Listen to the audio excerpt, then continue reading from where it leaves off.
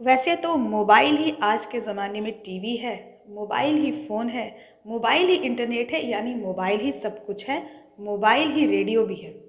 लेकिन रेडियो में जो सुकून है, वो कहीं और नहीं मिल सकता। आपको अगर यकीन नहीं आता है तो आप देखिए, आज भी लौह नगरी में रेडियो के ऐसे कद्रदान हैं कि जिनको देखकर आप आश्चर्य में पड़ जाएंगे। वर्ल्ड रेडियो डे पर देखिए द न्यूज़ पोस्ट की ये खास रिपोर्ट।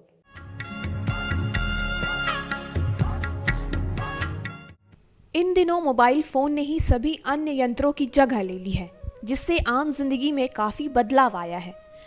मोबाइल में ही टीवी, रेडियो सभी ऑप्शंस मौजूद हैं, लेकिन रेडियो तो रेडियो ही है। आज भी रेडियो के प्रशंसकों की कोई कमी नहीं है।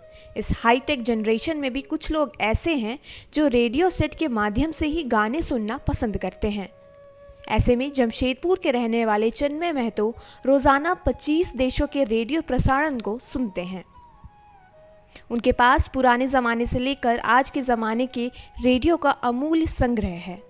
उन्होंने एक रेडियो श्रोता क्लब भी बनाया है, जिसके सदस्य भारत से लेकर विदेशों तक हैं।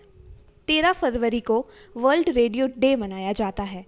चिन्मय महतो कहते हैं कि भले ही तकनीक ने रेडियो का स्वरूप बदल दिया है, अब मनोरंजन, ज्ञान और संगीत के लिए रेडियो पर निर्भरता नहीं रही, लेकिन जो सुकून रेडियो से मिलता है वो कहीं और नहीं। यही कारण है कि अब भी उन्हें रेडियो से ही गाने सुनकर सुकून मिलता है। देखिए, ये रेडियो का प्रोग्राम सुनना मेरा एक हॉबी है। बचपन से रेडियो का प्रोग्राम सुनते हुए एक बड़े हुए हैं, तो रेडियो से जो भी प्रसारण हुआ करता है, जानने का जो एक इच्छुक हम बचपन से ही रखा करते थे। रेडियो प्रोग्राम विविध भारती, रेडियो सिलोन और ऑल इंडिया रेडियो के सभी कार्यक्रम सुनने और फरमाइश भेजना मेरा एक हॉबी था। जब कभी भी रेडियो से मेरा नाम आने लगा, तब ज़्यादा से ज़्यादा लिखने का, फरमाइश भेजने का और उद्घोषक भाई बहनों से संपर्क स्थापित करने का एक लालसा हुआ।